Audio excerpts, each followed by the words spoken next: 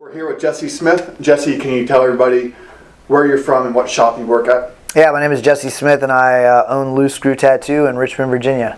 Can you tell us a little about the history of the Richmond Tattoo Convention? Yeah, so the Richmond Tattoo Convention is one of the oldest annually running tattoo conventions in the world, and it's been going for 26 years.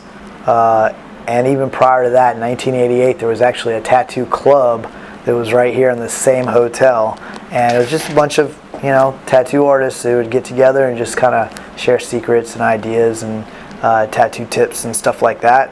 And yeah, there's a lot of thick history. A lot of amazing artists have been in this hotel room. How did you get involved in the convention? 2010, Billy Easton passed, and then his daughter inherited it, of course, and then she ended up giving it to Nate Drew and CJ Starkey, who run the Salt Lake City convention. And they ran it for about 5 years, and they just realized because they were so far away, it's super difficult for them to run both of those conventions. So they passed it off to me and Kenny Brown from Fredericksburg, Jack Brown's Tattoo Revival. And that's how we got it. We kind of inherited it.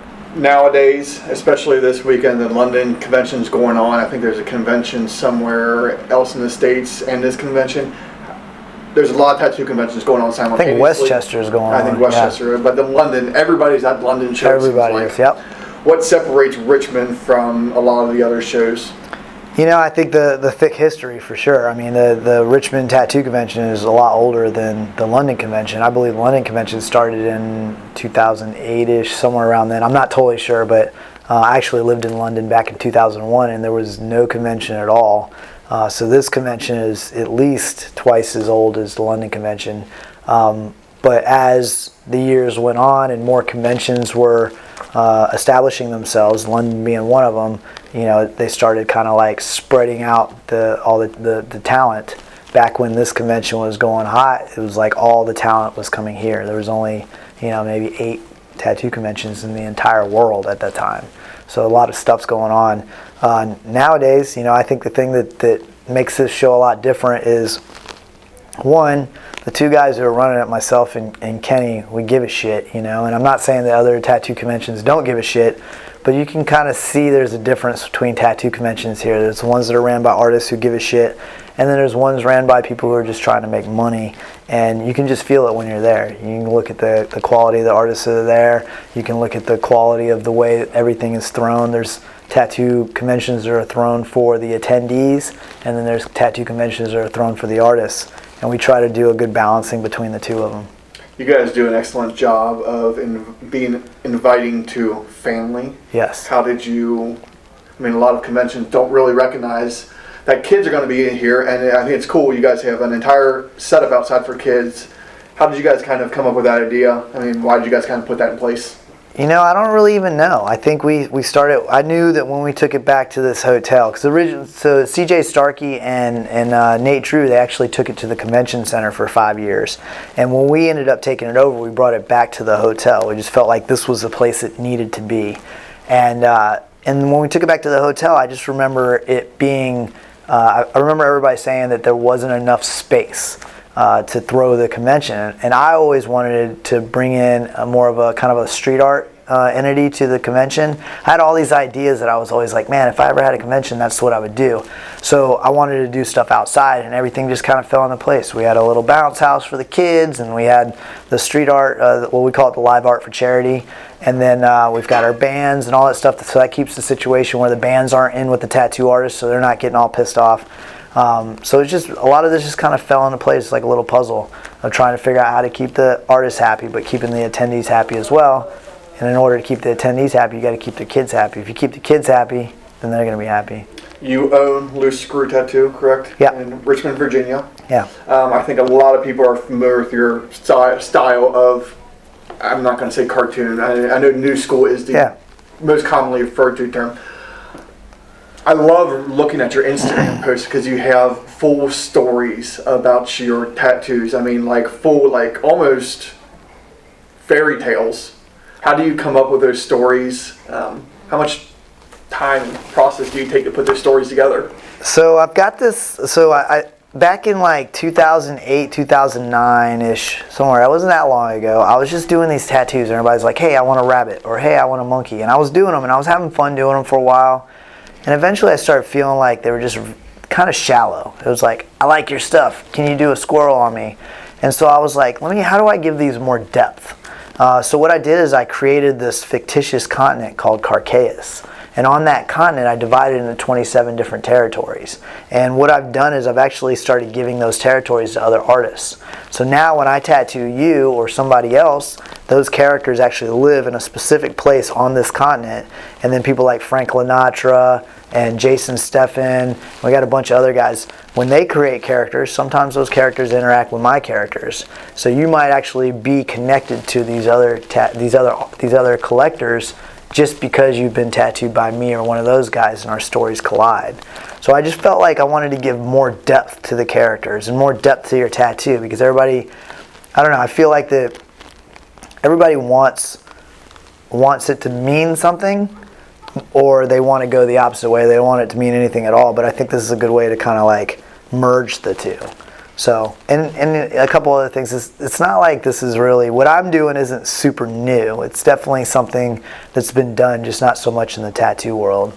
You know, a lot of, all the fantasy guys like Lord of the Rings and all that stuff, they've created these worlds for their art to live. I think the difference between mine and theirs is the fact that it's a massive collaboration between a large group of people who are all coming together to kind of develop this story. I think it's super interesting to read. Like, you're scrolling through posts, and then you come across something from yours, and then you end up reading this massive paragraph that's almost just like you just came up with it out of your own head just to go along with the tattoo. Yeah. And I think it's just very cool as an addition for Instagram. Yeah, thanks, man. And I wanted to kind of go a little more on that is, sometimes the story is already there. It's in my head, and then I create something that goes into that story. Most of the time what happens is I create that tattoo on the spot with the client. So I'll say, hey, what type of stuff do you like? And I'll have like a mini consultation, and then I just start drawing on them. And while I'm drawing on them and while I'm talking to them and who's in the room and all these things, they all kind of come together to create that story in a way. So from the outside perspective, people are like, oh, it's a cool story.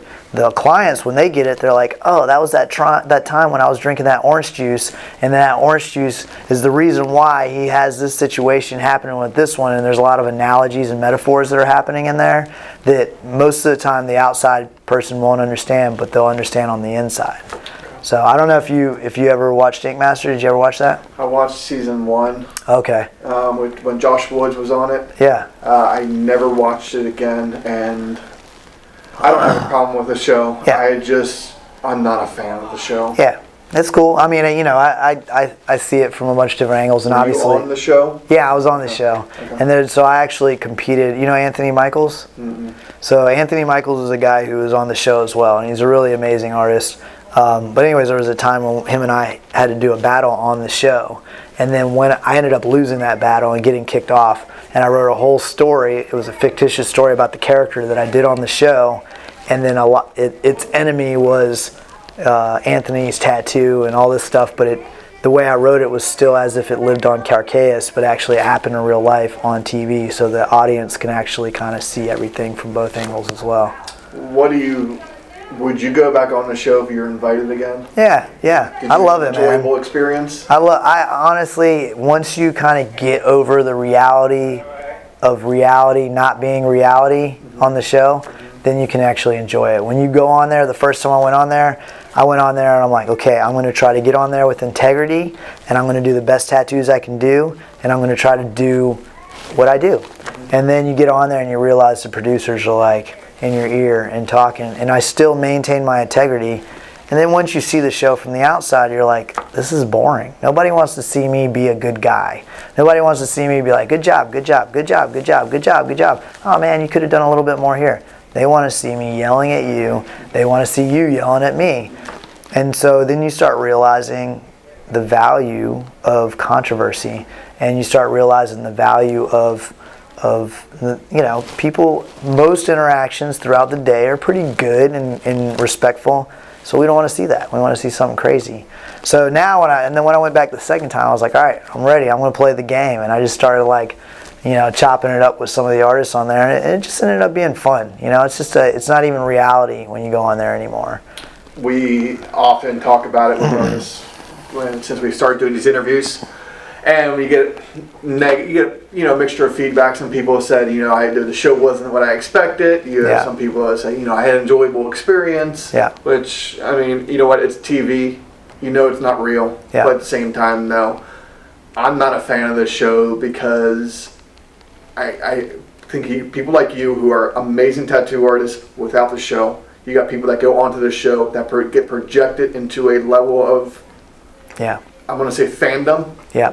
Who their work does not match their following. For sure. Well, and that's another thing that show's taught me, and especially even throwing this convention. I never bring anybody that falls below the standard that I feel like is what I want to maintain. However, I realize that if there's a great tattoo artist with a great reputation who also has been on TV, then that's going to cater to the people that are walking through the door. It's going to get people in the door. Yeah, and it's a catch-22 as well, because the fact of the matter is if I keep this place packed, every artist in here benefits from it. And if everybody's coming in here to see Megan Massacre, then Megan Massacre is doing everybody in here a favor, regardless of what you think about her work and her quality, which I think she's a great tattoo artist and she's super solid. But regardless of what you think about her quality, she is indirectly feeding everybody in this room.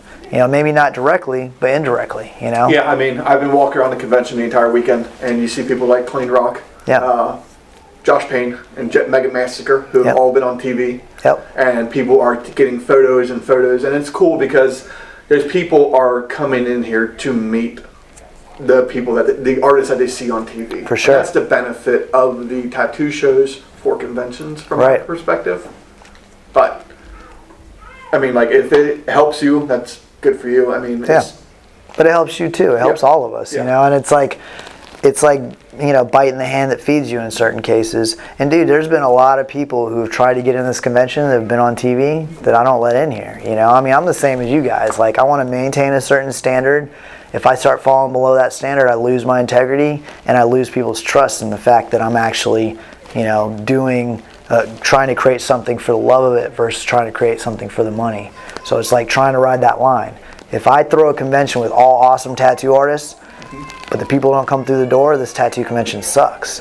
If I throw the tattoo convention with all awesome tattoo artists with a few celebrities that maybe some people don't feel like deserve the attention they're getting, but they're still good tattoo artists, and a lot of people come through the door, then everybody's happy. Yeah, I mean, I've been walking around, and it's funny that I come across artists here. I just came across an artist 20 minutes ago that I was like, I've never heard of you. Where do you tattoo at? And he was like, I tattoo here. He's like, I fly under the radar. He's like, I'm not really one to. Who is it? Black Casket. Oh yeah, those guys are super quiet, super chill. You know who I met them through? And here's the full circle. Ryan Ashley's ex-boyfriend, Josh Balls. Okay. They're his homies. Okay. And I was like hanging out with Ryan Ashley and Josh was like, hey man, my buddies are trying to get in, check out their work. I saw their work and I was like, that's it, man. I mean, they deserve to be in here. Richard Smith was like, you ever heard of him? I was like, don't know who he is. Right. Go down and look at his work. And I went down and I was like, oh, wow. Yeah. Why aren't you more popular? But, you know, I mean, like some people Same like reason fly under the radar. Tim Biedron and freaking even Steve Moore and all these guys, I mean, they just don't give a shit about that. Yeah, you know? I was talking about this to somebody. I was like, you say to somebody, do you know who Steve Moore is? Like a general tattoo fan? And they'll be like, I don't have a clue who Steve Moore is. Right. I'm like, I would cut off my left arm to get tattooed by Steve Moore. Oh man, who did your left arm? Russ Abbott. Oh goodness, I'm gonna tell him you said that. Can you talk about the shop a little bit? The guys that work at the shop or artists that work at the shop? Yeah. So I've had Loose Screws since 2012.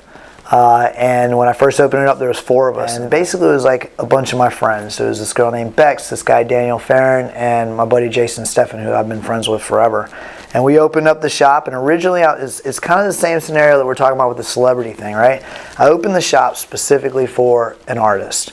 And then you start realizing that if you just open it for the artist, and let's just say that artist can't maintain themselves with the clientele. Then you're like, okay, if I want to help this person out, I need to do this, whatever.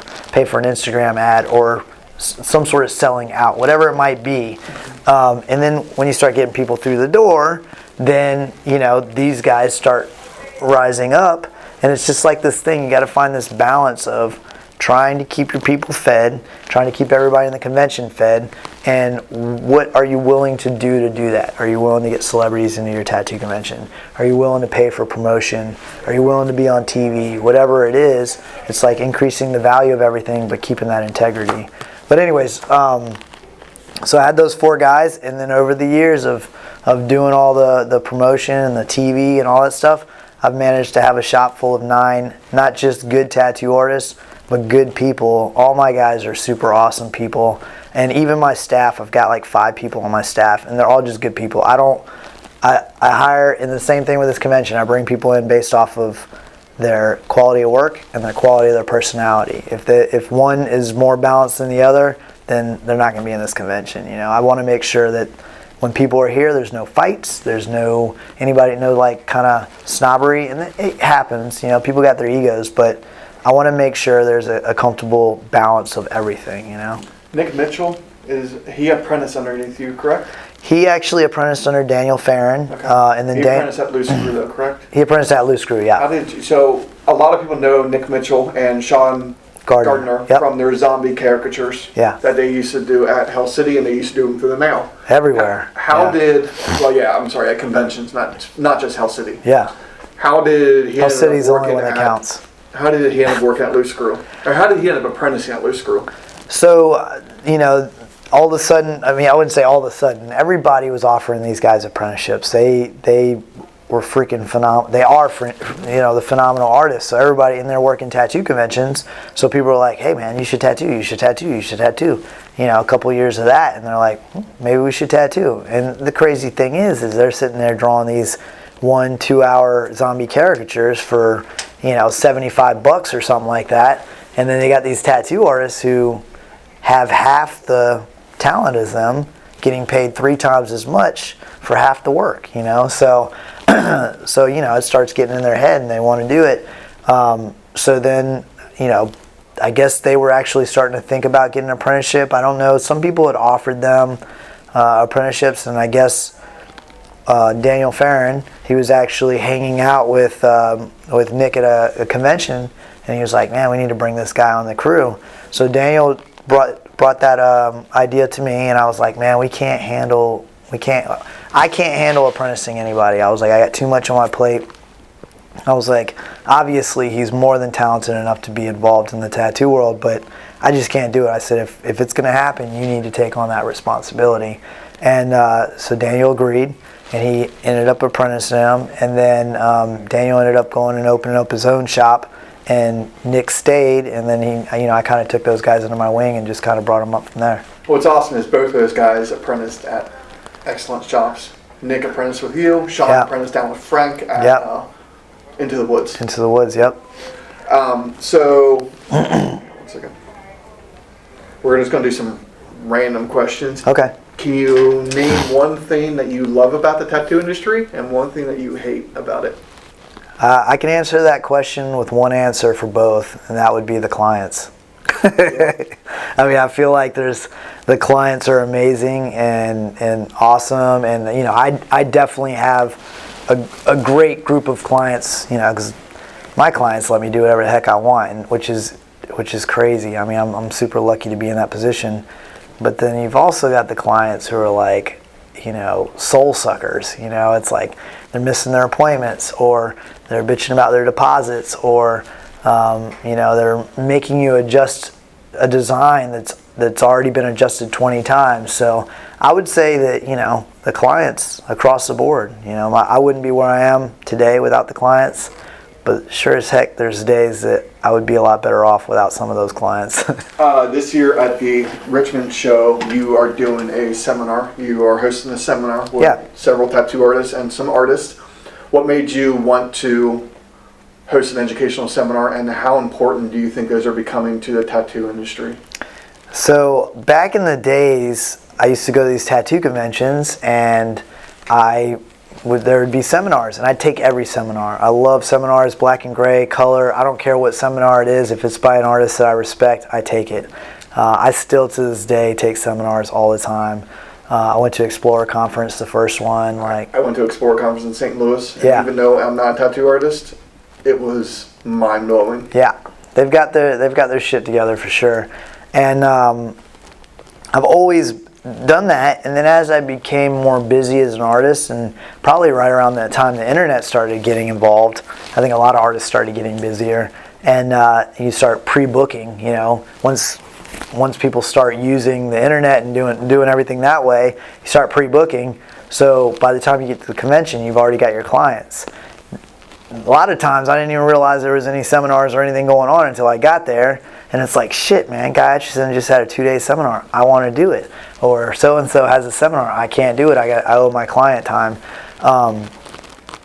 So I was like, man, they should throw the seminars on Monday. You know, the day after the tattoo convention, and everybody's like, oh man, everybody will be too tired, blah blah blah, whatever. And who knows? They might be. We'll see on Monday. I'll probably be too tired, but I'm supposed to be hosting the thing. I'm gonna be up there rasping in my voice.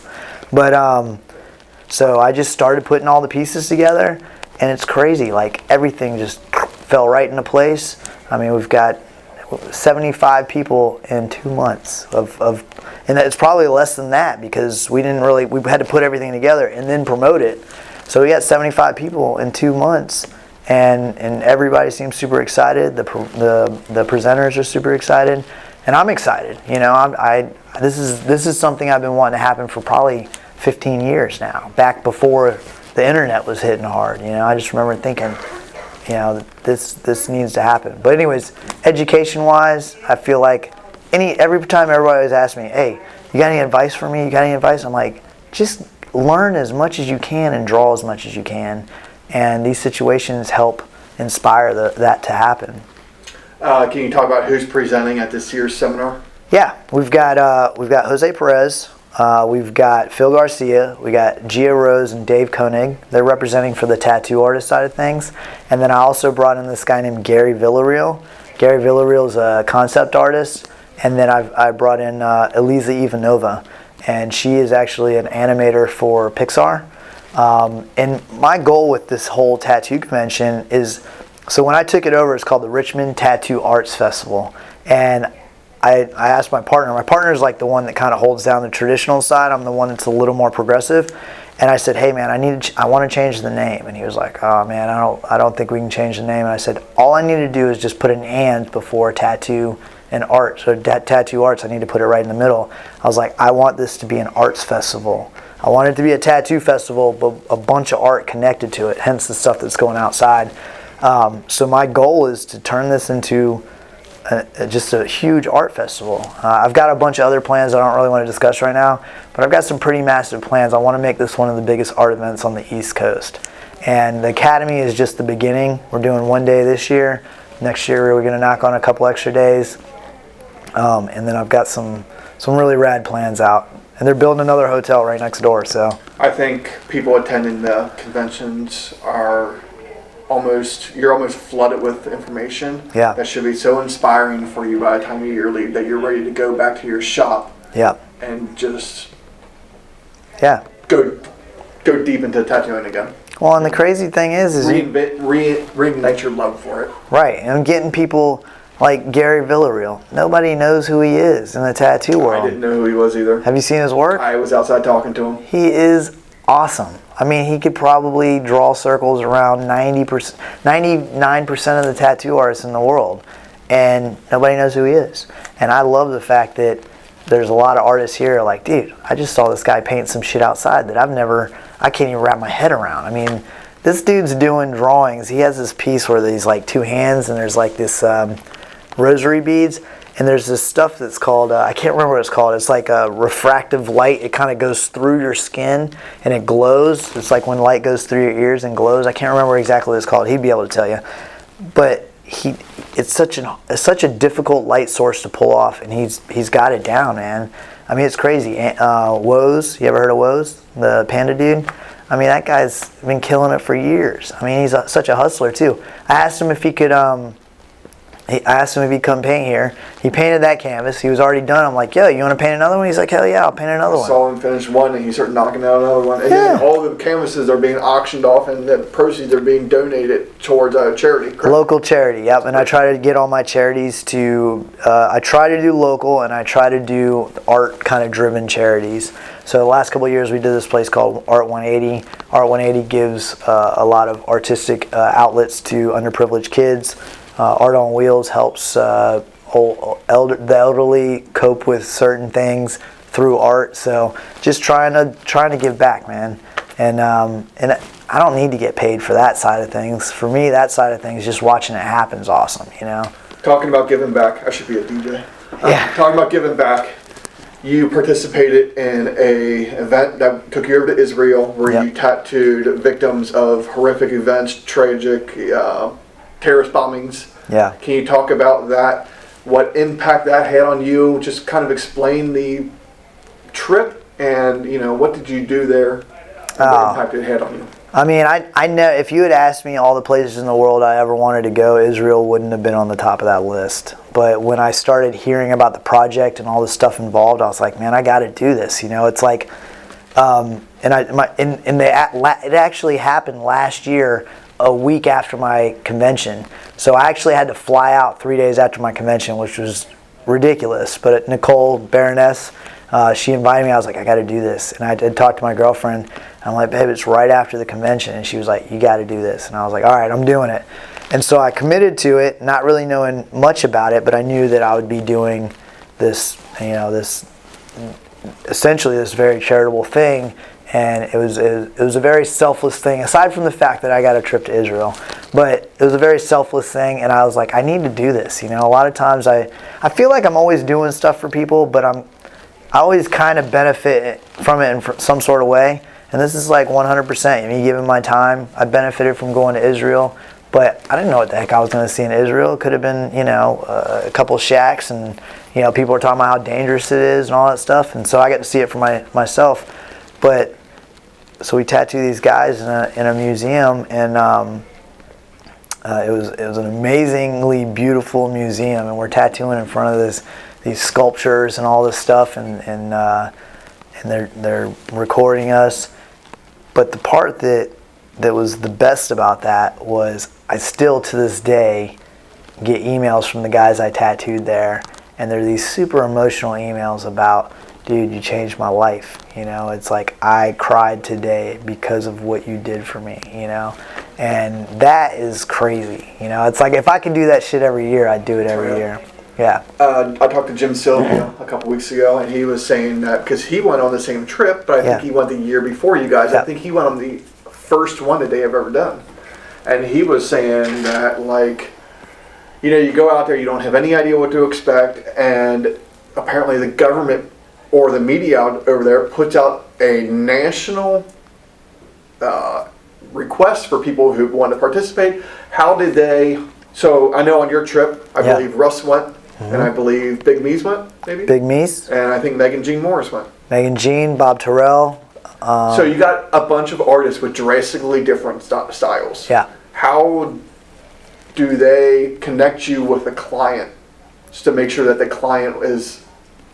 I don't know. They did a great job, though, because the guy who I tattooed was like, and most people who aren't familiar with my style don't do that. So somehow he either knew my work or connected to my work in some sort of way and allowed me to pretty much do whatever I want. He, same thing. I sat down with him, and sometimes in these situations I'm a little more pliable, where it's like, okay, you want to get this involved and this involved, I'm going to figure out a way. But he was just he had a little concept, and I just kind of threw it through my filter, and at the end he was just like, dude, I couldn't even in a million years imagine what it is that you were going to put together, but it fits so perfectly. It looks like an amazing trip, and a very fulfilling trip to give back to people who have been through the worst of the worst. For sure. Yeah, and I ended up, I don't know, I think Megan Massacre is going to do it this year.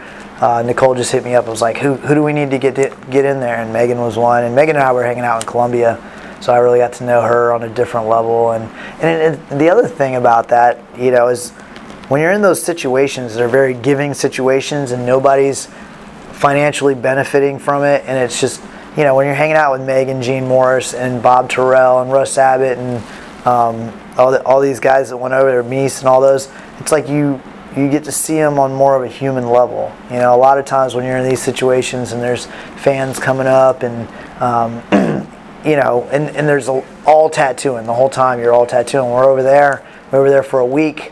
I think we tattooed the entire week with them. Entire week, and it's like just a different type. And it's only 6 or 7 people. So you're like forced to be friends with these people. I mean, you don't have to be, but you know, within a week you should be able to maintain some sort of respect level to be friends. But you know, now it's like, yeah, I feel close. I mean, Megan Jean Morris and I were on TV together, so we already kind of had that together. But Megan and I are good friends now, and Bob and I, we didn't really even talk prior to that. Now I talk to him all the time. So that's awesome. That's awesome. Yeah.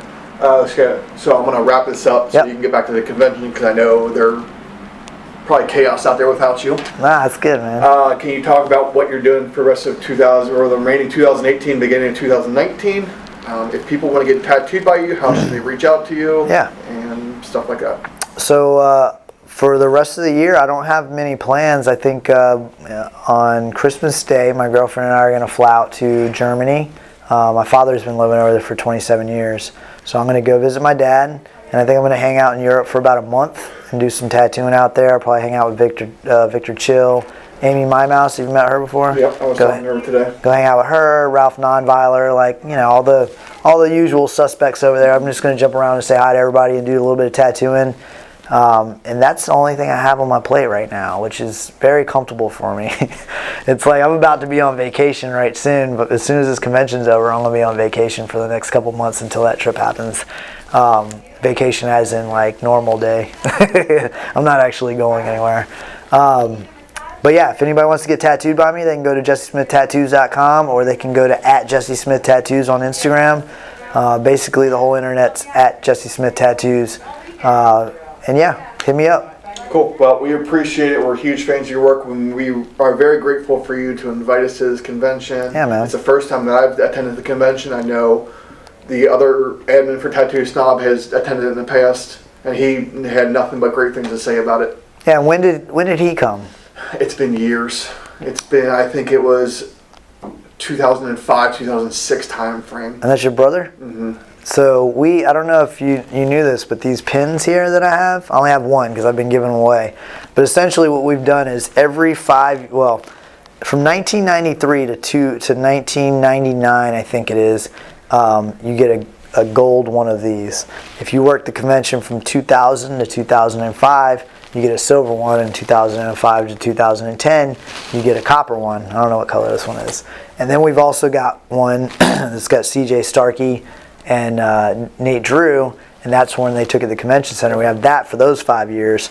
And then next year, we're going to have pins for us and whoever's worked within our convention, which you'll get one of those. Cool. And essentially, it's a ranking system. So that thing you were talking about where these guys are getting this, you know, they get on TV and they get boosted up to here. Well, if you see a guy that's got all our pins, you know he's an OG and you should show him some respect. And I think it'll help balance things out a little bit. The Megan Maskers and Ryan Ashleys and stuff, who I think are super quality artists, but they have a different type of fan base. They're going to get the attention from the fans, and then the OGs will get the attention from the artists, and hopefully it'll create this nice balance. No, it sounds awesome. But what I was going to say is your brother will get one of these pins. When did you say he came? I would have to check with him. Okay. I'm not exactly sure. If you can let me know. You don't have to give the pin. I appreciate the offer. I want to give it to him. It's not really, to me, it's not really something of, it's something you earned from supporting this convention from the get-go, you know? And I want people, when they wear these things, to have some value. Nobody has these pins unless you were here at those times. So right. Your brother earned it. It's a good souvenir to take away from, I mean, something cooler than a lanyard. Right. And we quit doing lanyards this year. We started doing did you see the pins? Yep. Yeah, we got the pins. Lanyards, I never understood lanyards. They're good collectors things, but the fact of the matter is we're tattoo artists, we're hanging, you know. Choking yourself out. Yeah, it's just, and I can take it off and put it on someone else. It's not like it means anything, whereas, you know, our pins, we can leave them there, and we've got a wristband. It's like, that's all you need, so. Well, cool. Well, we appreciate taking the time to sit down with us. Yeah, man. We're huge fans of you and everybody at Loose Screw. Awesome. Thanks, man. I'm a huge fan of you guys because every time you put something on your feed, it's awesome. And I know that you guys are always going to keep the integrity of what you do, and I appreciate that. We appreciate the love, too. Yeah, man. Thank you very much.